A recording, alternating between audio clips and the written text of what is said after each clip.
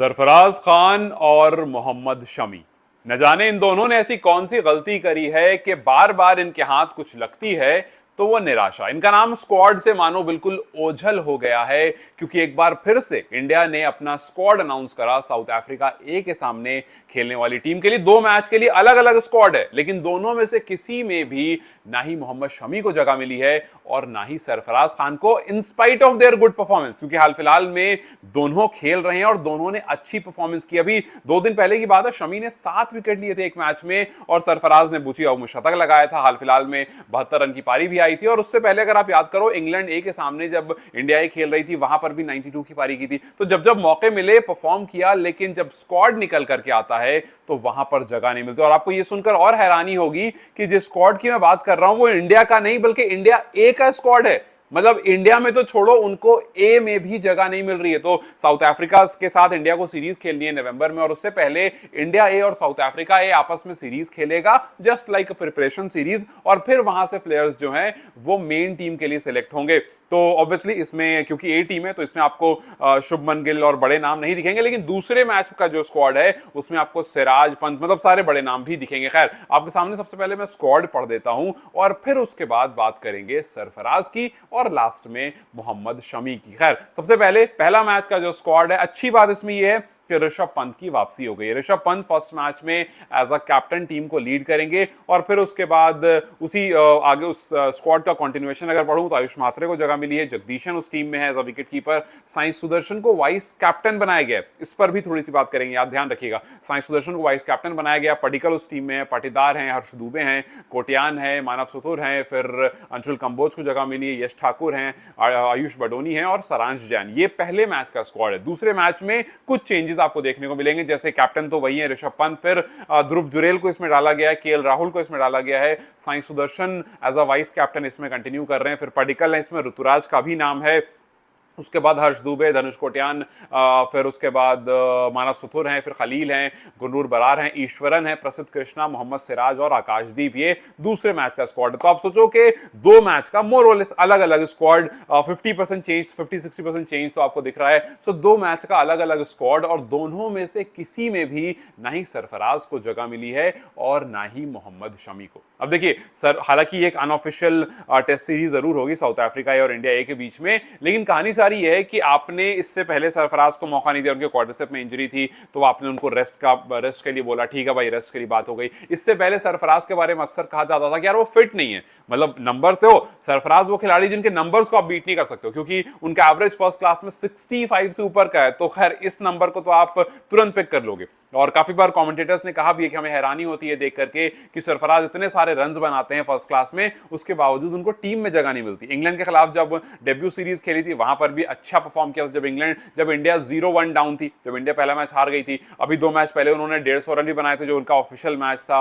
अभी हाल फिलहाल में 17 किलो से ज्यादा वजन कम कर लिया, क्योंकि उनको लेकर के अक्सर बात होती थी कि यार वो फिट नहीं है, उनका मोटापा या उनकी फिटनेस जो है ना वो इंटरनेशनल स्टैंडर्ड की नहीं है। तो उन्होंने एकदम झटके से 2 महीने में जबरदस्त ट्रांसफॉर्मेशन किया और 17 किलो से ज्यादा वजन कम कर लिया और दिखा दिया कि भैया देखो ऐसा है, अगर ये प्रॉब्लम है तो इसको भी सॉल्व कर देते हैं। तो वो प्रॉब्लम भी सॉल्व कर दी। योयो टेस्ट हुआ, उसको भी क्लियर कर लिया, लेकिन जब ए का स्क्वाड आया तो उसमें नाम नहीं। और इस वजह से काफी सारे फैंस जो हैं वो निराश हैं और वो अजीत अगरकर और गौतम गंभीर से बहुत सारे सवाल लेकर बैठे हैं। और जाहिर सी बात है सवाल कहीं ना कहीं शुभमन गिल से भी है, क्योंकि अब वो कप्तान है, जिम्मेदारी है, तो जाहिर सी बात है सवाल उठेगा। लेकिन गौतम गंभीर से लोग ज्यादा निराश इस वजह से हैं क्योंकि गौतम गंभीर का ये पुराना रहा है कि कुछ प्रेफरेंस रहती है उनके प्लेयर्स को लेकर के और वो बहुत ऑब्वियस रहती है। जैसे अब अगर इस बात पर अगर कोई हर्षित राणा को लेकर आए, हर्षित राणा को रिलेट करे, तो हो सकता है गंभीर एक बार फिर से कह दें कि यार 23 साल के बच्चे को क्यों बीच में ला रहे हो। हाल फिलहाल में जब क्योंकि हर्षित का आना टीम में हर फॉर्मेट में बहुत ऑब्वियस हो गया,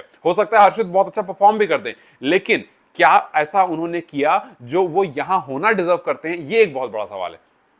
कि भाई हो सकता है लेट्स से कि आपने रैंडमली एक प्लेयर को आईपीएल में उठा करके टीम में जगह दे दी और उसने बहुत अच्छा परफॉर्म कर दिया, तो सवाल ये नहीं है, सवाल ये है कि भाई आप उसको लेकर किस बेसिस पर आए थे। बस ऐसे ही आपने रैंडम पिक किया था या आपको आपको उसमें कुछ तो दिखा था? क्योंकि ऐसे बहुत सारे प्लेयर हैं जो लगातार परफॉर्म कर रहे हैं। अब देखो मोहम्मद शमी की तरफ, मोहम्मद शमी ने हाल फिलहाल में जब अजीत अगरकर से पूछा गया तो उन्होंने कहा था, उनकी फिटनेस को लेकर कहा, और उसके बाद जब वापस से वो सवाल शमी के पास गया, शमी ने कहा कि भाई मुझे नहीं पता उन्हें कौन बता रहा है, क्योंकि मैं तो एकदम फर्स्ट क्लास हूं, फिट हूं। और क्योंकि जब ऑस्ट्रेलिया में नाम नहीं आया, ऑस्ट्रेलिया वाले स्क्वाड में शमी का नाम नहीं आया, तो शमी ने कहा कि यार मैं 4 दिन खेल सकता हूं, 4 दिन की, अब आपको रणजी ट्रॉफी में उनका नाम है, जब मैं 4 दिन खेल सकता हूं तो क्या मैं 50 ओवर नहीं खेल सकता हूं? बहुत ऑब्वियस सवाल है। और 4 दिन खेलकर परफॉर्म भी किया उन्होंने। उसके बाद अजीत अगरकर तो ये बात गई, उन्होंने कहा कि यार मुझे नहीं पता उन्होंने इस तरह कहा, क्यों कहा, मैं उनसे बात जरूर करूंगा। और फिर शमी ने कहा कि यार मुझे नहीं पता, आप मेरी परफॉर्मेंस देख लो, मैं ज्यादा बातें नहीं कहूंगा। उनकी परफॉर्मेंस में 7 विकेट अभी हाल फिलहाल में 2 इनिंग में आ गई। जो एक मैच उन्होंने खेला जो कि बंगाल ने बड़े अच्छे फ्लाइंग कलर से जीत लिया, वहां पर उनकी 7 विकेट आ गई। सो कहानी सारी ये है कि आखिर गौतम गंभीर किस तरह से इस पूरी चीज को प्रोसेस कर रहे हैं, ये एक बड़ा सवाल है। बिकॉज आपसे जब हर्षित राणा के बारे में बात की जाती है तो आप कुछ अजीबोगरीब जवाब देते हो, क्योंकि अभी एज ऑफ नाउ हर्षित राणा की कोई अचीवमेंट नहीं है जो आप काउंट कराओ कि हर्षित राणा ने वो किया था। आप नहीं कह सकते हो कि दिल्ली के लिए उन्होंने हाफ सेंचुरी लगाई थी, बिकॉज वो बहुत ऑब्वियस सी बात, बहुत नॉर्मल सी बात होगी। और उस बेसिस पर आपको किसी को ऑलराउंडर वाली कैटेगरी में डालना, ये भी एक मतलब बड़ा सवाल का इशू हो जाए। खैर, इस टाइम पर बहुत लोगों का ये मानना है कि यार अच्छी खासी गौतम गंभीर पॉलिटिक्स में अपना करियर चला रहे थे, क्यों खामखा वो क्रिकेट में आकर के उस करियर को यहां डाल रहे हैं, क्यों क्रिकेट में आकर के ये पॉलिटिकल एंगल निकाला जा रहा है। हालांकि आई नो कि बहुत सारे लोग हो सकता है ये सोचें कि यार हिंदू मुस्लिम वाला इशू है, कि भाई मुसलमानों को जगह, मतलब बहुत तरह की बात आती है कि यार मुसलमान है इस वजह से जगह नहीं मिल रही है। तो यहां पर बात हिंदू या मुस्लिम की नहीं है, यहां पर बात लाइक और डिसलाइक की है। क्योंकि अगर हिंदू मुस्लिम की बात होती तो करुण नायर को और मौके मिलते। देखिए, करुण नायर को लेकर के आपको एक बात समझनी पड़ेगी, साई सुदर्शन जिनको वाइस कैप्टन बनाया गया है, उनको और करुण नायर को साथ में मौके मिले और दोनों ने मोर और लेस एक जैसी ही सीरीज खेली इंग्लैंड वाली। दोनों ने मतलब बुरा ही खेला, मैं कहूंगा। दोनों में से किसी ने कुछ बहुत अच्छा नहीं किया, दोनों ने एवरेज परफॉर्म ही किया। लेकिन साई सुदर्शन को जगह मिली और करुण नायर के बारे में कह दिया गया कि हम इनकी परफॉर्मेंस से बहुत खुश नहीं हुए। हो सकता है आप में से कुछ लोग ये जवाब दे दो कि यार करुण नायर फ्यूचर प्रोस्पेक्ट नहीं है, क्योंकि करुण नायर अपने 30s मतलब मिड 30s में है और फिर बहुत जल्दी वो 2-3 साल 4 साल में वो रिटायर हो जाएंगे, अगर उनको लाया भी जाता है तो। लेकिन साई सुदर्शन जो वो यंग है, तो भाई यंग तो सरफराज भी हैं। तो कहानी यहां पर यह है कि साई जो है वो गिल के ज्यादा करीब है, बिकॉज गुजरात में साथ में खेलते हैं। तो कप्तान हो गया, सिलेक्टर हो गए और कोच हो गए। कहीं ना कहीं फेवरेटिज्म की वजह से बहुत सारे प्लेयर्स जो हैं वो इसी फेवरेटिज्म के चक्कर में पिस करके रह जाते हैं। और उसी में से कुछ नाम जो इस टाइम पर उठकर आ रहा है वो मोहम्मद शमी और सरफराज का है। और जैसा मैंने करुण नायर के बारे में कहा, ऐसा नहीं है कि करुण नायर को आगे मौके नहीं मिल सकते थे। करुण नायर को लेकर के एक बात आपको समझनी पड़ेगी कि करुण नायर को बहुत स्मार्टली चूज किया गया था।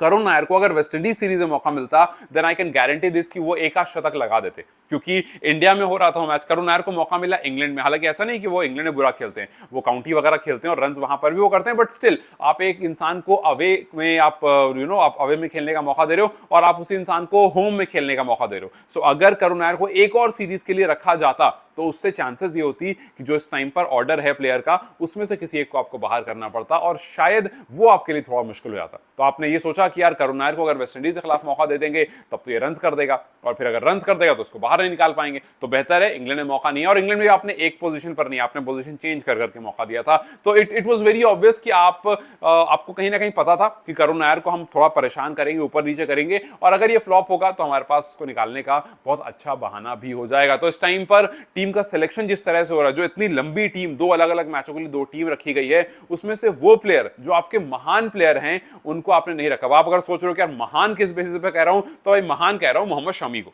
मोहम्मद शमी वर्ल्ड कप में हमेशा अच्छा परफॉर्म करते हैं और इंडिया के लिए बेस्ट बॉलर हैं, वन ऑफ द बेस्ट भी नहीं, बेस्ट बॉलर हैं। 2015 में उनके पास 17 विकेट है, 17 के एवरेज से। 2019 में उनके पास 14 विकेट है, 13 के एवरेज से। 2023 में उनके पास 24 विकेट, और किसी में भी, इन तीनों में से किसी में भी उन्होंने पूरा मैच नहीं खेला था। हर में उन्होंने उनको बिठाया ही गया था अच्छा परफॉर्म करने के बावजूद। सोचो कि 2023 में उन्होंने 24 विकेट लिए और उस 24 विकेट में उनको शुरू के 4 मैच नहीं खिलाए गए थे। सेमीफाइनल में न्यूजीलैंड के खिलाफ 7 विकेट ली थी आपको मोहम्मद शमी ने।